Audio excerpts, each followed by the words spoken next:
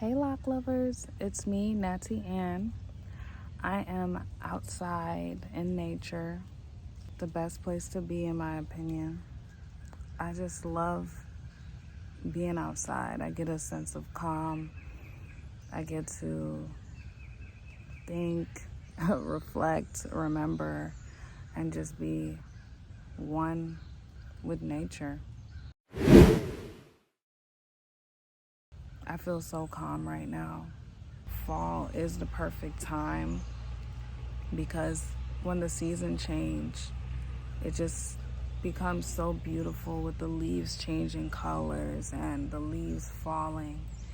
And that could be a good representation of, letting things go naturally.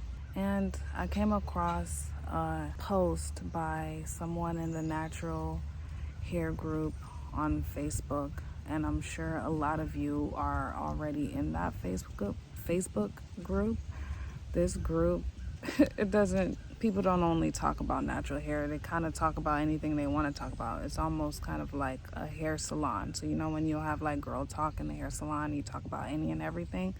Well, that's what the natural hair group is about on Facebook. So you see a lot of crazy posts and stuff, but last night I stumbled across this one, and it reads, "Dating a man with a looser curl pattern, aka good hair, makes me feel so inadequate as a type 4 woman.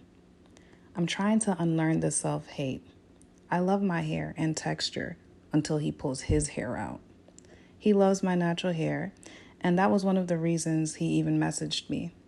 But I refuse to let him touch it or see it in person. I've never had this issue in the past, but all my exes have similar hair texture to me.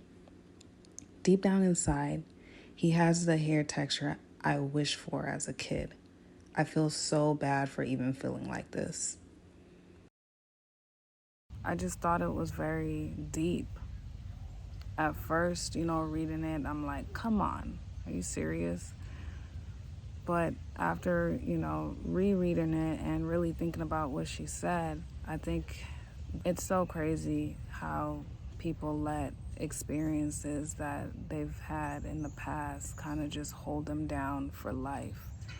And in this scenario, she talked about how her grandma was a colorist and how she never wanted to do her hair after going swimming, so she kind of missed out on some swimming experiences with her other cousins, and she just blamed that her hair was just too much to deal with. And to me, it seemed really evil to treat a child like that based off of the type of hair that they have or how they look. And ultimately, it's teaching the child that their hair isn't good enough, which you should never, ever, ever do. Because those comments kind of stick with you, even all through adulthood. Like that, hearing what, closest family members say about you, it can really seep into your brain and leave an impression on you. And you might hold that belief about yourself, even though it wasn't you that thought of that, it was someone else. In our community, we have all these preferences, right? And it's almost like the further away from blackness you are, the more that you're accepted. But luckily, in my household, growing up, my parents never did that to us. They never treated us any type of way based on, like how we looked. My parents really instilled confidence in us, and my mom would never let us talk bad about ourselves. So if she heard us talking bad, like saying like, oh, we don't look good or whatever the case may be, my mom would be like, I didn't know I raised a child that didn't look good. Like she would always kind of like push us back on those negative thoughts. So we did grow up with a sense of confidence in ourselves, and not everybody had the privilege of being raised in that type of environment. So when that happens, it's like, how do you combat that? I believe that it's just time to change the narrative, change your own story, change what you feel about yourself, because at the end of the day, what you feel about yourself is the most important. Everybody will have an opinion on whatever, but what do you deem to be true? So I'm sending love to that girl that posted that, and I hope she doesn't bring out those insecurities too much in front of her man, because that could be, I don't know. I don't even know. I feel like it's just kind of weird to be dating someone and kind of wanting their look. That's so weird. Like dating someone, right, and being envious of their hair type. I just had another thought. So when people don't actually like the texture of their hair and the way they look and their features and stuff, I feel like those type of people are more inclined to date outside of their race or date somebody with the features that they long for. So potentially when they have offspring, hopefully they're sitting there hoping that the offspring will look more like their partner instead of them. That's wild. I feel like people do that. I really do. And she said that she's always dated people with similar hair types to her, but the one that this partner has is what she always wanted when she was younger.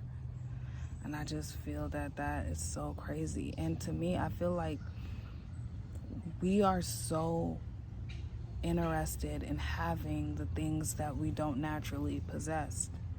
Like, that saying where they say, like, oh, you always want what you don't have?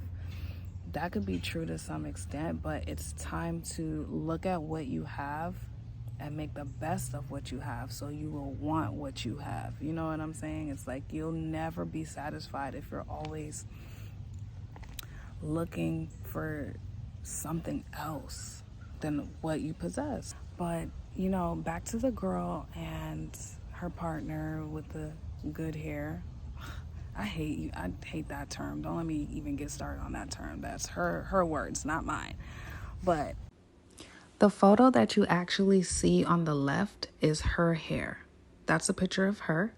And on the right is an example of what her boyfriend's hair texture looks like. She also mentioned that she doesn't show her hair. She doesn't let him touch her hair or anything like that. And that is a mistake. She needs to let her man see her hair, touch her hair, compliment her hair, love her hair. When a person lacks self-love, it's really hard to receive it from others. And in this scenario, that shows. Sometimes what you may think is a flaw, others might not see it that way. They may actually really love and enjoy those differences. So, let that be a lesson. Let's not discredit ourselves and our beauty. And girl, let your man touch your hair. She mentioned that she didn't feel this way until she got with him. And everybody else that she has dated in the past had similar hair texture to her. And she said, I loved my hair until I got with him. Then you don't really love your hair. Because to me, I feel like if you really love something, you'll love it no matter what else comes along, or if you see something else. Like, I love my hair, right? But if I see somebody with another set of locks that is just as beautiful or even more beautiful in my mind, that doesn't take away from what I have. So do you really love your hair? I don't know, man. I do know that this is a hair channel. This is a lock channel, but sometimes I get frustrated with like the topics because it seems so juvenile, right? But I feel like I should talk about these things because we do have other people that need to hear, somebody affirming them, that telling them that what you have is good enough, what you have is beautiful. Here's the styles that you can do. Here's the things that you can create with your hair. Like, it's so much more than comparing yourself to others. We can really, really walk in our beauty and in our strength and in our uniqueness. And I just feel like representation does matter. We do need to see more people wearing their hair, wearing their natural texture.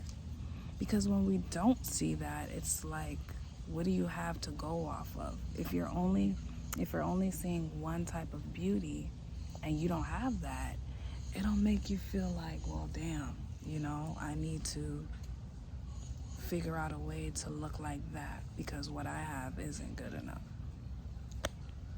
So, yeah, I feel honored and privileged to be a dark-skinned woman walking in her beauty, in her natural beauty, wearing her hair, because I do want other people to see that it is possible to care for your hair, and it's easier than you think. It does take maintenance and it does take a little bit of work, but it could be done. And that is why I created this channel, because I need other women, especially like younger girls, to see that one type of beauty is not all there is. Like, you can be beautiful in your own right. You can rock what you have, do it proudly, and do it beautifully. And it's just time to throw away those old narratives. It's time to just get rid of those stories that other people fed us in the past, or even the stories that you fed yourself.